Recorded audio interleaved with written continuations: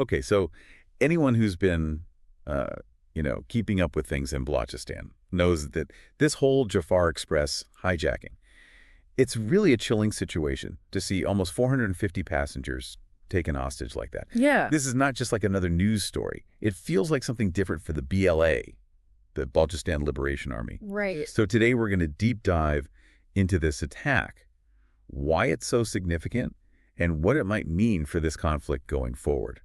I think one of the most striking things is that the BLA chose this as a target. Yeah. Because they've been really focused on things like infrastructure, hitting pipelines, government buildings, things like that. Right. Attacking a passenger train, especially one that's going between different provinces, it seems like a very deliberate attempt to create fear and division within Pakistan itself. So it's not just about hitting the state, it's about making ordinary Pakistanis feel that fear Yeah, exactly. and question their safety. Absolutely. And, this attack, as awful as it is, was a strategic move for them. By hitting this very important transportation route, they're showing that they have this increased capacity to operate. Right. And that they're willing to use terror on a much larger scale. It's a really frightening thought, and the details of the attack itself are just horrifying. Yeah. So picture this, the Jaffar Express. It's on its way from Quetta to Peshawar, Right. and it's forced to stop in a tunnel Wow. near these areas, Gudalar and Pirukunri. Okay. Then they bomb the tracks so no one can get out. Oh, wow. And then on top of that, we hear reports of suicide bombers placed right next to the hostages. Oh, my gosh. It was clear right away that this was an incredibly dangerous situation. Absolutely. And the choice of location is key, too. Yeah. This wasn't just some random ambush. These mountainous regions are known BLA strongholds. Right. It gives them a lot of tactical advantages. The terrain is hard for security forces to navigate. Right. There are escape routes that they've probably already planned out. Makes sense. This level of planning, it really suggests a change in the BLA's capabilities. Uh. They're moving away from just guerrilla tactics to something way more sophisticated. It's a huge escalation. And it wasn't just about stopping a train. Right. If you read the survivor accounts, it's chilling how much planning went into this. Yeah. They describe militants going through people's IDs.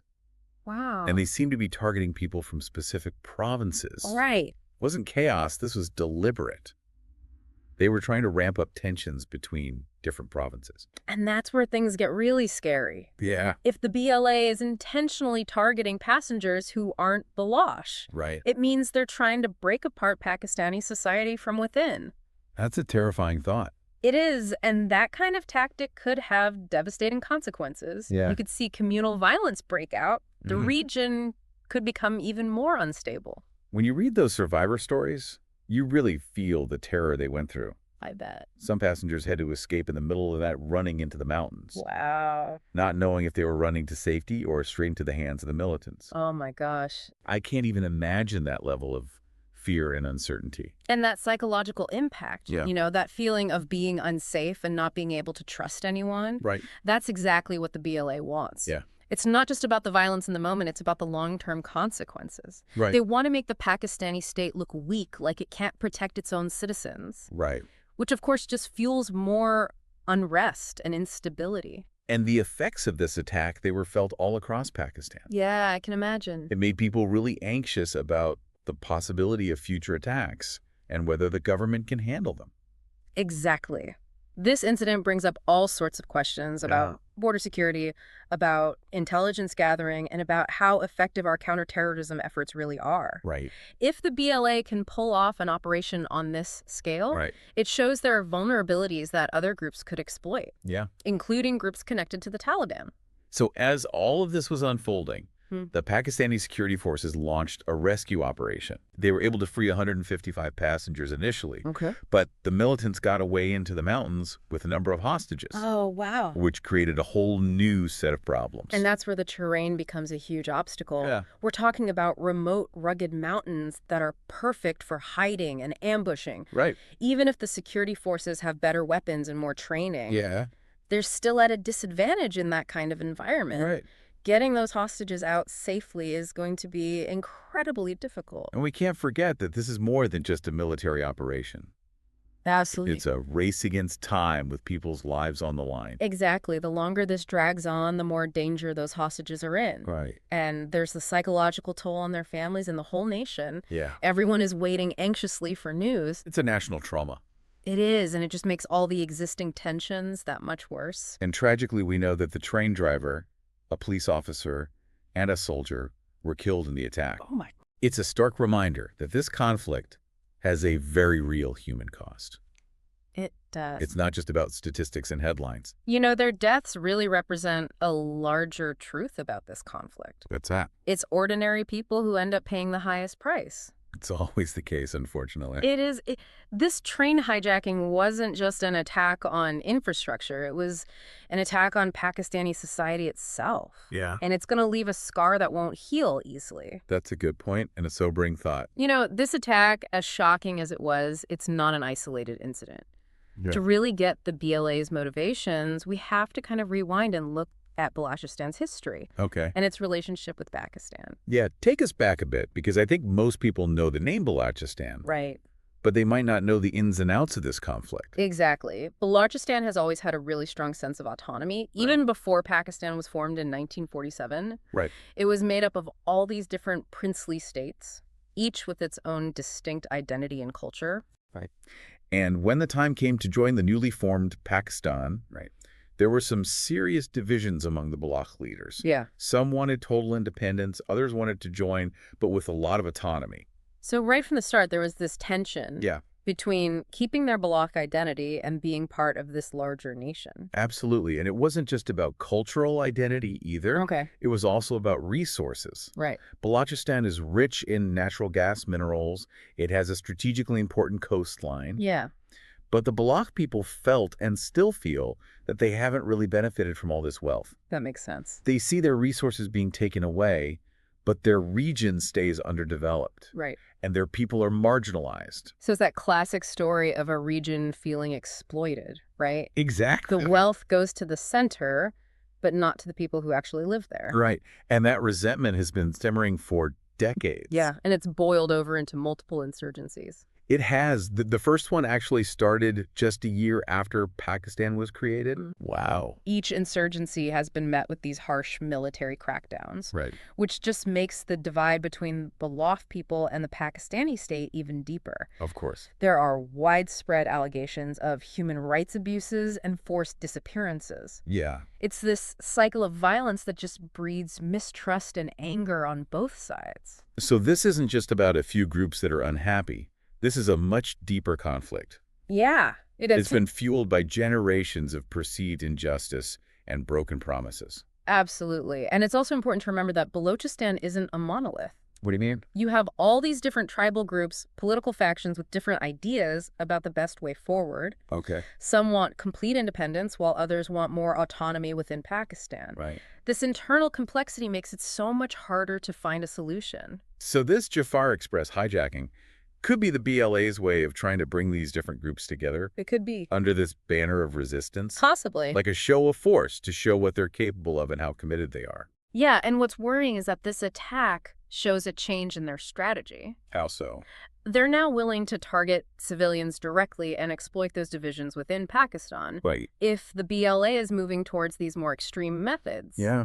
it could have a ripple effect, embolden other groups, maybe even attract support from outside actors with their own agendas. And we can't forget about the Taliban resurgence in Afghanistan. Oh, absolutely. That's added a whole other layer of complexity to the situation. How so? Well, the border between Afghanistan and Pakistan is notoriously porous. Right. It's really difficult to control the flow of militants and weapons. Makes sense. The Taliban's victory has emboldened militant groups on both sides of the border. Right. It's created this unstable security environment that Pakistan is having a tough time containing. So the Pakistani security forces are facing threats from all sides now. They are. You've got Balak separatists, a resurgent Taliban, and maybe even groups with international ambitions. Exactly. And that puts a huge strain on Pakistan's resources, Yeah. on its military, on its economy. Right. The conflict itself is actually draining away the development that the Baloch people so desperately need. That's tragic. It's a vicious cycle. Yeah. Violence leads to more violence, and it just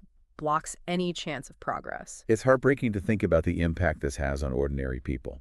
I know. They're caught in the middle. Their lives are disrupted. Their futures are uncertain. It's awful. This train attack is just one example of how this conflict spills over into everyday life, Yeah. creating this atmosphere of fear and uncertainty. And it's not just the physical danger either, it's Yeah. the psychological toll. Of course. Living with this constant threat of violence, never knowing when the next attack might come. Right. It erodes trust in institutions and the idea of a peaceful future. Yeah. It creates a society that's constantly on edge, Right. where even basic freedoms like traveling or speaking your mind become risky. So we've got this historical backdrop of resentment, Yeah. combined with a very volatile present-day situation, fueled by regional instability and the rise of these extremist groups. It's a pretty grim picture, to be honest.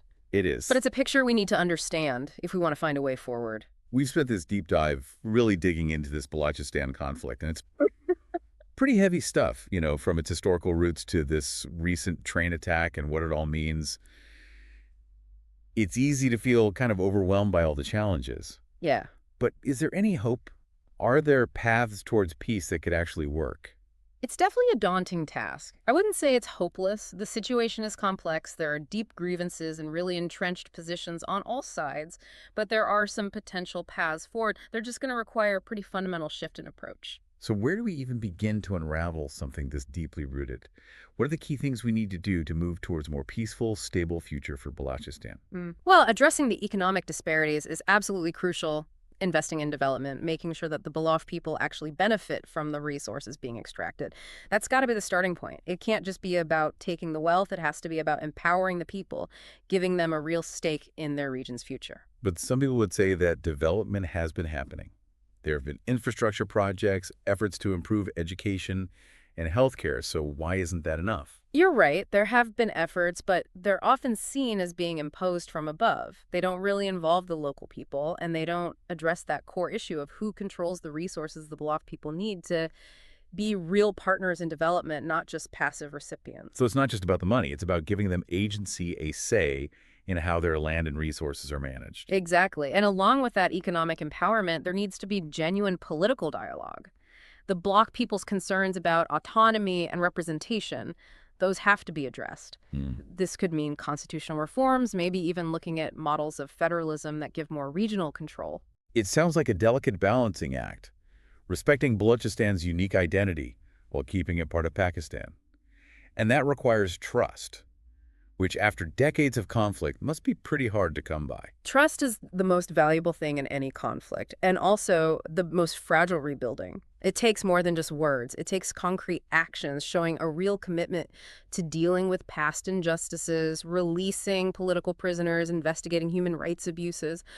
Those are the kinds of steps that could start to create the conditions for a more productive dialogue. But it's not just about what the Pakistani government does. Is it the BLA and other separatist groups need to be part of this too? Right? Absolutely. They have to be willing to renounce violence and come to the table in good faith. It's a tough ask, especially for groups that have faced years of oppression and feel like they have no other options. And let's be realistic, there are going to be elements within the BLA, like in any movement, that aren't interested in talking, that see violence as the only way.